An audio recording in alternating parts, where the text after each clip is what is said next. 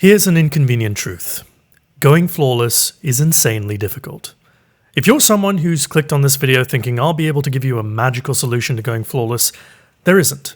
Short of being carried by one of the hundreds of streamers on Twitch offering their services, going flawless is not meant to be easy. It's not meant to be a handout, unlike the majority of PvE. Trials is a pinnacle PvP activity, the one we've been missing all this time. You can't just hop in with meta weapons and expect to be good. You need to actively put in some time into getting better. You need to be dedicated. You need the right team, the right mentality, the right team builds. If you have no desire to commit to improvement, you don't deserve to go flawless. If you do have the desire to commit, then this video is for you. Hi, my name is Ascendant Nomad, and I'm your Crucible Doctor.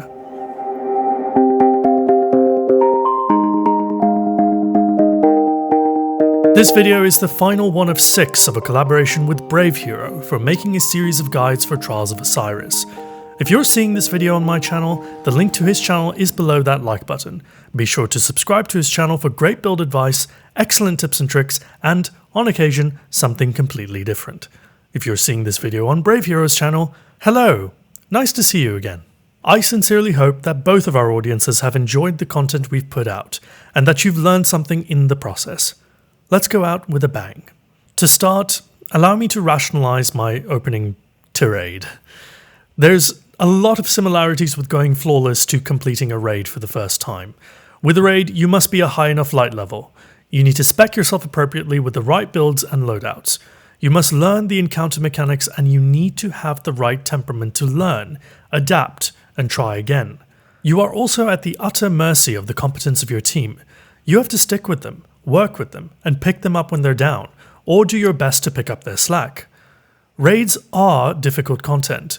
It may not seem like that now in Season 10 when the last raid was 2 seasons ago and everyone is now grossly overleveled and well versed, but come new raid time, they're the hottest content in the game, the activity that the many will try but the few will get through.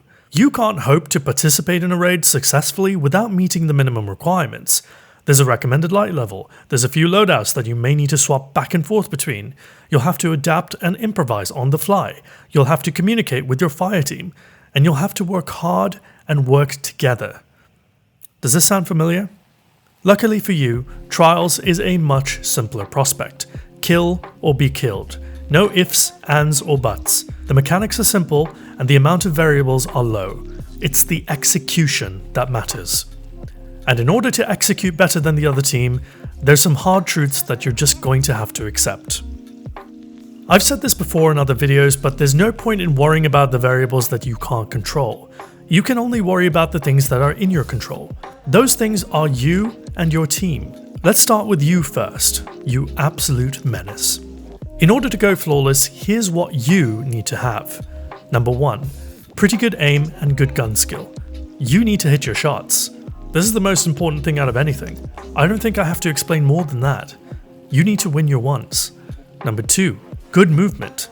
You might not have functional legs in the real world, but you certainly do in game and you need to use them.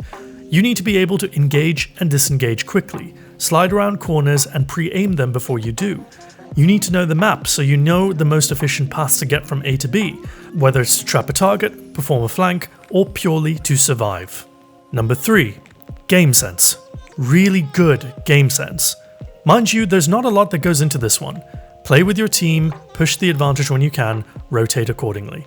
If you're a man down, or even the last man standing, establish distance from your attackers and do your best to even the playing field in order to play for revives. And read your radar.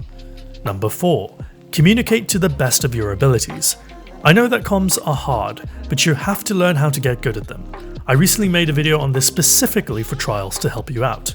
For some of you, especially those with social anxiety or medical reasons for not being able to speak, this is near impossible.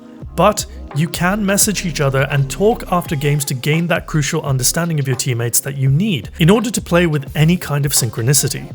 Number 5, a cool head. The flawless mentality is one about persistence, perseverance, and acceptance. Try your hardest, but don't let unfortunate outcomes get you down. Play for the team, not just for yourself. Again, I have another video on this topic in the cards above. Number 6. A couple of loadouts. You might need to snipe, shotgun, or teamfire.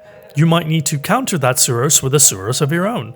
You need to be proficient at multiple playstyles in order to adapt to any and all challenges, especially for those later stages of the card when you're going up against the better teams out there. Notice how I put loadouts last? I'd argue it's the least important part of going flawless, especially in this sandbox, which is more varied and viable than I've ever seen it before. And before you complain about Hardlight, which isn't a problem by the way, shout out to Juski for his excellent breakdown on the weapon, consider the real problem, which is you running into open spaces and not using cover effectively or disengaging and rotating out. Now, let's talk about your team. A Trials team is only as good as its weakest link. This isn't necessarily down to individual skill or Trials Report's combat rating. It can also be the systems of the team itself. Not working together, communicating, or responding can be bigger dampeners than someone not being able to land their shots during a particular round. Your team, assuming that you're all of the same relative skill level, needs to be performing admirably in the following departments to go flawless. Number 1. Cohesiveness and chemistry. You either work well together or you don't go flawless. Now it should be said that team chemistry does take some time to build up. You can check out BRAVExHERO's videos in the cards above, so don't be surprised if you feel a little off in the first few weekends, like you're not quite there to fight with your teammates. Persist, practice, and problem solve with your team and you'll get better at this. And you have to. It's absolutely key. Number 2. Communications. As much as I want you to start speaking to your teammates, it's equally important to learn when not to speak and to just listen. Take turns in talking and convey urgency respectfully. Avoid trash talk and don't fill your teammates' ears with unnecessary clutter. Number 3. Responsiveness. The best teams in Trials adapt constantly to changing situations like fast rotations from other teams, going a man down, or facing a super on match point. Responsiveness is 25% tactics and 75% communications. You need to be either strategizing or talking at all times, unless it's a 1v3 situation and you or your teammate needs everyone to shut up in order to focus. Number 4. Trust. Trust is essential for good teams to thrive. Trust that your teammate has your back. Trust them to win that 1v1. Trust them to stay alive whilst you flank. Similarly, it can work the other way to your favor as well. Trust them to lose that 1v1. You'll never leave their side. Trust them to react slowly. You'll rotate quickly to assist them if you see them in trouble. Trust is not the belief that certain things will happen. It's a probability metric which empowers you to make decisions quickly. You have to trust your team's strengths and you have to trust their weaknesses to arise when pressed and exposed. Honesty builds trust. And being honest about your own failings as a player can help your team minimize them whilst doing what they can to allow your strengths to shine. Everything I've said up until this point has been pretty focused on you, and I've done my best to not hold back. I believe this subject is best approached from a tough love perspective. It's worked rather well for everyone I've personally coached thus far. The reason I'm like this is because I want you to feel that struggle. I want you to understand it and come to terms with it. Only by struggling through the lowest lows can you start to appreciate the highest of highs. If you commit to improvement, I promise to you that it will be worth your time, and you will come out the other side with your head held very high. That said, I can't in good conscience make this video without mentioning the Trial streamers. Again, they are there for you if you need them, and you should definitely consider taking them up on their services. They're fantastic streamers and players in their own right, and in particular I'd recommend you hit up Critical Ape and Kujay on Twitch, linked to their channels below. For Guardians with jobs or anyone really who can't devote the time required to get good, there's absolutely no shame in seeking assistance. I'd encourage you to support people doing it out of the goodness of their hearts instead of people who advertise paid services. Don't ever pay for a run. With all those streamers offering carries for free, you're better off spending that money on the Eververse store.